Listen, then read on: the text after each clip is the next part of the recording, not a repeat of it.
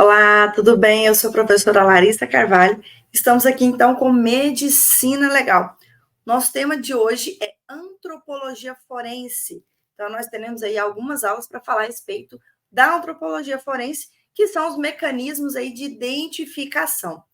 Então, já falando um pouquinho de identificação, para a gente falar de antropologia forense, a gente precisa saber a diferença entre identificação e identidade. Tá? Então, quando a gente fala de identificação aí, nós falamos de processos. Tá? Então, quando a gente fala de identificação, a gente está fazendo o processo para se obter a identidade. Então, quando a gente está falando de identidade, eu falo, por exemplo, aí, de todas as características físicas, psíquicas, ou aquelas que são natas, né, que foram ali, que a gente nasceu com elas, ou aquelas que são adquiridas, por exemplo, tatuagens, essas coisas, todos esses são elementos de identidade, que são informações físicas, que são informações psíquicas, que são informações funcionais, certo? Mas a identificação é um processo para se adquirir essa identidade. Então, lembre-se disso, não confunda, então, mais uma vez aí, identidade e identificação. É o fato ali, então, é o efeito de obter identidade. Beleza? A gente faz, inclusive, a gente até menciona, tá? Que a identificação é ali, é a descrição de alguém que você quer ali para fazer um reconhecimento, por exemplo. Então, é diferente. Então, você vê que eu tenho aqui três nomenclaturas podem cair na sua prova. Então, a gente tem identidade, que são essas características específicas de uma pessoa, a identificação, que é o objetivo, né, que tem esse processo para se identificar, mas para poder chegar a essa identidade. E esse cheque que nós temos, tá, da identidade é o chamado reconhecimento. O reconhecimento é quando você procede a essa identificação da identidade de alguém.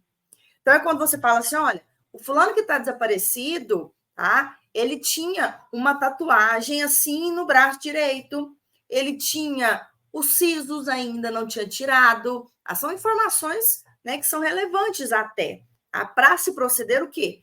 A identificação. Então, quando você encontra, por exemplo, um cadáver, e esse cadáver ele tem a mesma tatuagem no braço direito, ele tem também os 4 sisos, por exemplo, junto com outras características, tá? Você faz, então, o reconhecimento, tudo bem? Então, a identificação, ela leva ao reconhecimento, quando você pega essa identificação e adquire a identidade de alguém, tudo bem? Tranquilo sobre essa diferença? Então, existe aí para gente uma diferença também sobre a identificação policial e a identificação judicial, tá? A identificação policial ou a identificação judicial aí são essas informações que nós temos baseadas em informações antropométricas ou antropológicas. A antropometria, metria vem de metragem, vem de medidas, tá? E a antropologia que vai levar, então, a essa identificação, a essa caracterização aí de criminosos. Nós tivemos aí um indivíduo chamado Alphonse Bertillon, que é responsável pelo processo chamado de bertillonagem ou bertillolagem, tá? Então, nós temos esse Alphonse Bertillon, que foi um dos primeiros aí a se valer de algumas técnicas muito importantes para se proceder a essa identificação. Então, o que ele começou, né? Ele criou métodos aí baseados na antropometria. O que ele fez? Ele se valeu de algumas estatísticas utilizadas pelo Quetelet. O que esse Quetelet ele fazia? Então, o Quetelet ele se utilizava de informações estatísticas dos indivíduos reincidentes em crimes. Então, nós tínhamos, por exemplo, aqui a situação, olha, aquele fulano, aquele indivíduo, ele cometeu um crime de estupro 3 vezes. Opa, já é um reincidente. Quais são as medidas dele? Qual é a medida cranial dele? Qual é a medida dos seus braços abertos, né, da envergadura? Qual é a medida da sua estatura? Qual é a medida da sua mão? Qual é a medida? Então, ele começou a se valer disso. Então, ele começou a comparar com outros criminosos reincidentes daquele mesmo crime. Então, ele começou a observar que falou assim: olha, estatisticamente, daqueles indivíduos que já foram presos, condenados e são ainda reincidentes naquele crime, né, nos crimes sexuais, nós temos uma tendência daquele indivíduo, né, que tem ali uma mão maior, por exemplo, né, dando um exemplo aqui bem grosseiro, que aqueles indivíduos de mão maior têm mais propensão ao quê? A desenvolver crimes sexuais. É a mesma coisa, tá? Que se estabelecia ali o César Lombroso, que se valia ali da criminologia, né? O pai dali da criminologia, que falava dos tipos criminais, que trazia ali o criminoso nato.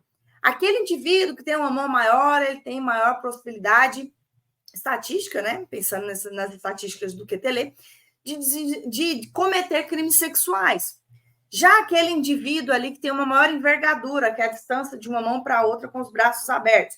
Aquele indivíduo que tem uma maior envergadura, ele tem o quê? Maior possibilidade de desenvolver ali, de cometer crimes contra o patrimônio, tá? Então, existia todas essas possibilidades, essas identificações, através dessas estatísticas criminais, né, baseadas ali no Alphonse Quetelet, que o próprio Alphonse Bertillon, né, utilizou ali para poder fazer a identificação de alguns indivíduos, baseados aí nesses dados antropométricos, né, estabelecidos ali pelo Quetelet. Esse determinismo social, o que é esse determinismo social? Tá? É muito complicado você falar que o indivíduo que tem ali uma mão grande, ele vai cometer um crime, né, sexual.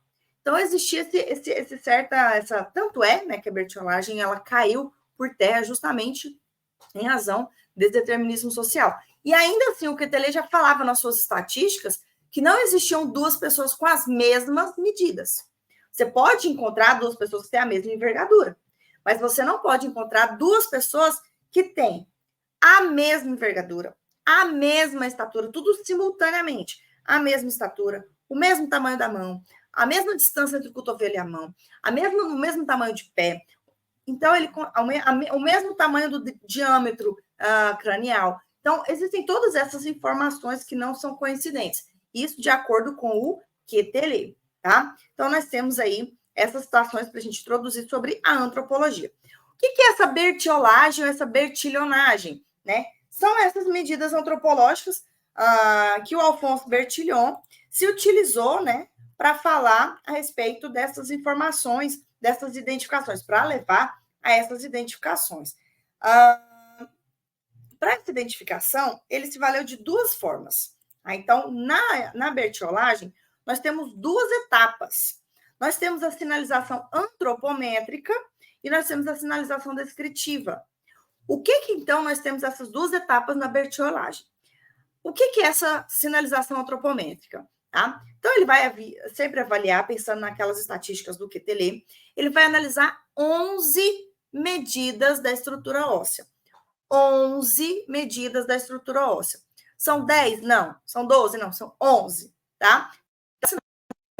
Medidas antropométricas vai se fundamentar aí, né, como eu coloquei para você, na fixidez do esqueleto humano. Então, não varia muito o esqueleto humano, ele é fixo nas idades entre 20 e 65 anos. Depois disso, ele começa a reduzir em razão da envergadura da pessoa e tal, enfim, ele vai ficando mais idoso e etc.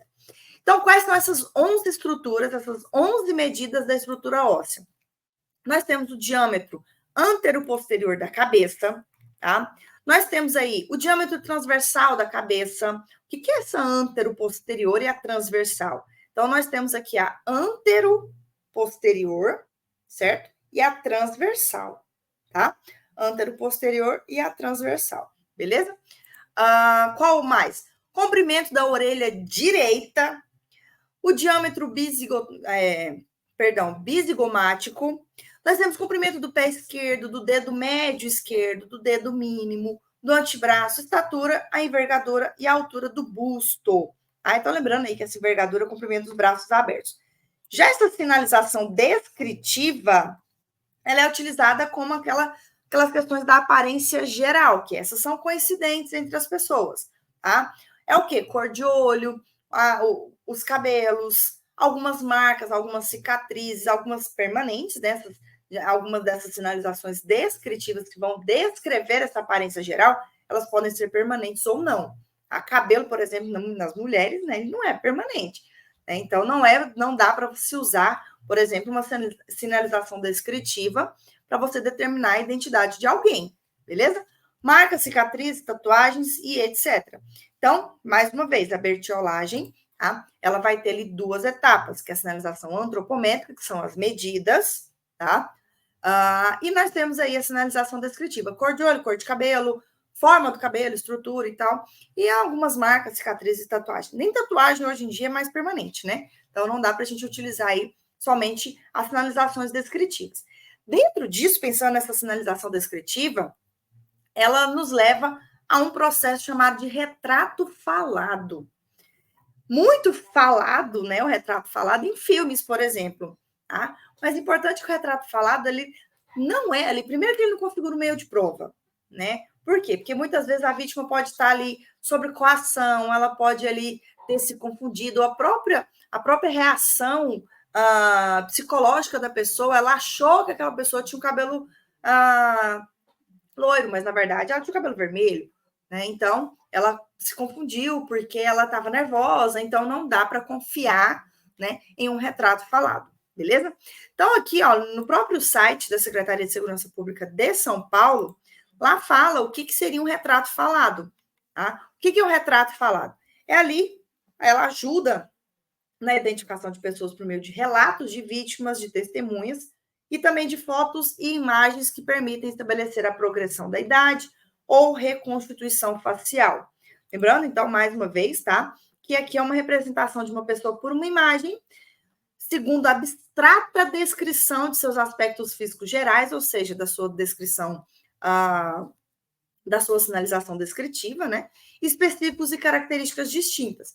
Então, é chegado ali, o delegado chama o indivíduo e fala assim, olha, descreve a pessoa para mim. Então, ele vai falar ali dentro do retrato falado, qual a descrição cromática, né? Ou seja, quais são as cores, cor de cabelo, cor da pele, cor dos olhos. Morfológica, qual é a altura, qual a inclinação, se a pessoa é posturada, qual é a proeminência da fronte, tá? Proeminência da fronte, se a pessoa tem uma testa maior, né? Então, qual é a forma, se ele tinha um queixo mais angular ou não, quais as dimensões, ele era menor, né? Então a cabeça era um pouco maior, a configuração do crânio, forma dos lábios, as particularidades do nariz e das orelhas. Essa questão do crânio, forma dos lábios, corte de cabelo, barba, são todas complementares. Só que, como eu já tinha dito para você, tá? O retrato falado, ele é muito questionado, não pode configurar aqui o meio de prova, tá? Porque é uma descrição muito, muito subjetiva da vítima, das testemunhas também.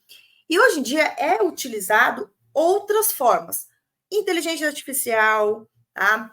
O photokit, identikit, todos esses kits aí de identificação, o que é feito? Tá? Então, às vezes isso até atrapalha também na identificação por parte da vítima ou das testemunhas. Porque vai ser mostrado para ele, olha, aqui nós temos 100 tipos de boca, 100 formatos de boca. Qual desses você acha que é? Qual é aquele que mais se aproxima? Aí ele pega aquela boca e coloca no rosto do indivíduo. É como se tivesse um rosto sem nada, um desenho ali só da forma, né? Depois que ele aí vai pensar como era o queixo, qual é o tamanho da cabeça, qual é a cor do cabelo. E aí vai chegar dessas outras características, tá? Então, você imagina, é fácil chegar num retrato falado que seja tão proporcional ao fato daquele indivíduo? Não, tá? Então, é bem complicado. Então, existem aí essas características, tá? Que hoje em dia não se utiliza mais, tal como eu coloquei aqui para você. Nós temos aí o identikit, photokit, a própria computação gráfica, inteligência artificial hoje para ajudar. Mas, tá? É só uma forma de se chegar no quê? Nessa sinalização descritiva que eu coloquei aqui embaixo para você. Tudo bem? Porque essa sinalização antropométrica não tem como você medir. Você está vendo uma pessoa, você sabe o antero-posterior da cabeça? Você não sabe. Sabe o comprimento do dedo mínimo? Você não sabe. Tá? Então, o que você vai ter que estabelecer? Essa sinalização descritiva aqui. Beleza? Como eu tinha mencionado, né, a bertiolagem ou bertillonagem, ela acabou em desuso. Ela acabou caindo por terra simplesmente porque porque não dava, as próprias estatísticas aí, né, elas são falhas, porque você não dá para se valer de todas as informações estatísticas para correlacionar, né, aquele determinismo social ao cometimento de um crime, por exemplo. Então, houve ali um aumento do número de fichas de identificação arquivadas, a sua aplicação era somente para indivíduos adultos, por quê? Porque a fixidez do esqueleto humano é entre 20 e 65 anos. Até 20 anos as pessoas não cometem crime? Opa! Até a parte depois dos 65 anos não cometem crime? Cometem, tá? Então, não dá para se valer por causa disso, né? Outras coisas que levaram à desaplicação da bertiolagem. As medidas tinham forte componente pessoal, né, passíveis de erro. O próprio indivíduo ele podia simular, né, a sua medida, por que não? E hoje em dia é mais difícil ainda. Imagina você querer utilizar a bertiolagem hoje, né? Qual o formato na situação ali da segunda etapa da descritiva? Qual é a forma do lábio? Se for uma mulher que cometeu o crime, hoje em dia é muito difícil você saber, né? Por quê? Porque o lábio de uma semana pode ser de um jeito, no outro pode ser de outro, não é verdade?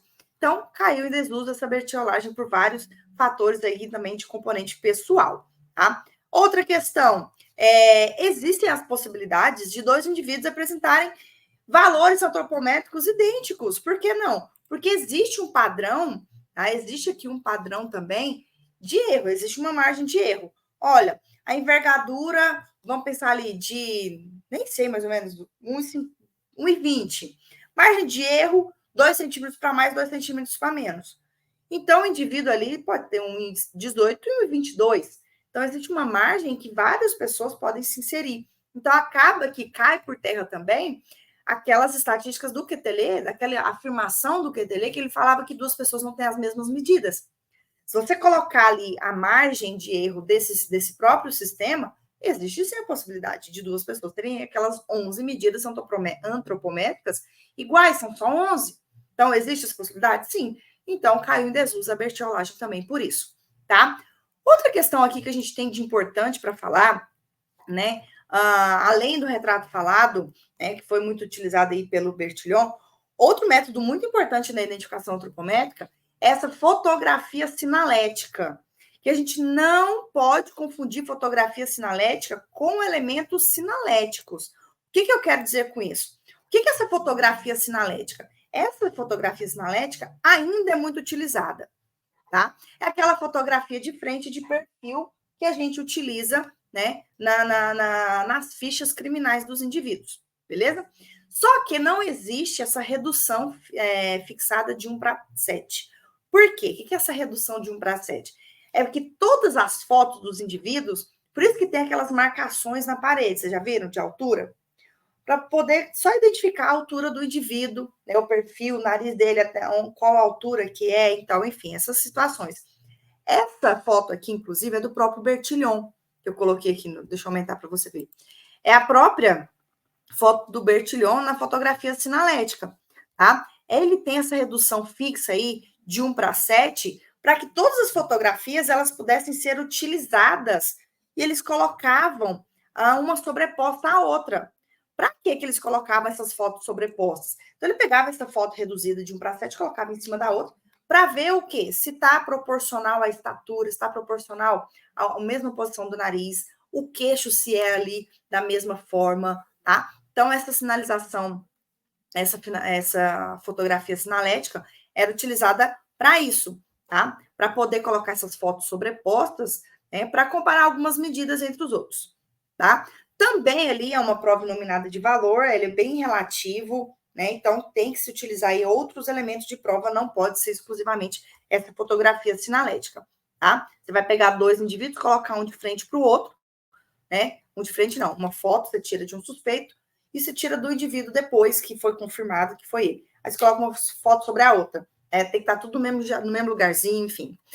E outra situação aqui são esses elementos sinaléticos, tá? O que esses elementos sinaléticos? São aqueles que têm o objetivo de individualizar, que são aqueles de identificação. São aquela própria etapa, né, que a gente falou lá da sinalização descritiva. Então, nós temos ali sinais e dados peculiares de uma pessoa que a gente quer individualizar, né, que são utilizados aí no processo de identificação. Então, nós temos aqui alguns sinais peculiares que vai fazer, que serão utilizados aqui. Então, são sinais, tá? E dados de uma pessoa para individualizar. E para proceder aí à identificação, tá? Para se proceder à identificação de um indivíduo, existem vários métodos, né? Então, nós temos ali os métodos genéticos, os métodos ósseos, né, que a gente vai falar aí em outras aulas, a gente vai falar também da identificação papilar. Então, existem vários outros métodos de identificação que ultrapassam, né, que têm valores maiores aí do que as próprias sinalizações, as próprias fotografias, as antropometrias, que elas ali não podem, então, configurar elementos de prova absolutos, tá? São somente relativos. Beleza? Então, nas nossas próximas aulas, nós vamos falar a respeito dessas outras formas de identificação. Eu espero você. Até a nossa próxima aula. Tchau, tchau.